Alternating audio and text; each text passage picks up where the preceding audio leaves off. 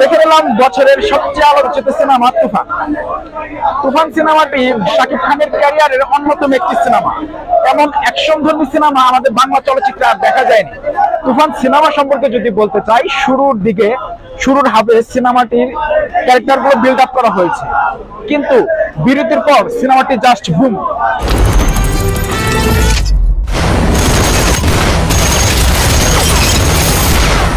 শাকিব খানের ক্যারিয়ারের অন্যতম একটি সিনেমা। বাংলা চলচ্চিত্রের ইতিহাসে এমন অ্যাকশনধর্মী সিনেমা আর হয়তো তৈরি হয়নি, এখন পর্যন্ত তৈরি হয়নি।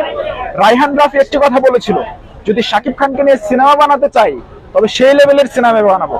আজকে রাফি প্রমাণ করে দিয়েছে, তিনি শাকিব খানকে নিয়ে শাকিব খানের নামের সাথে যে ধরনের সিনেমা যায় সেই ধরনের সিনেমাই নির্মাণ করেছে। রায়হান রাফিকে অবশ্যই স্পেশালি থ্যাঙ্কস দিতে হয়। এর সাথে সংশ্লিষ্ট যারা রয়েছেন সকলকে অনেক অনেক ধন্যবাদ এত সুন্দর একটি সিনেমা তৈরি করার জন্য।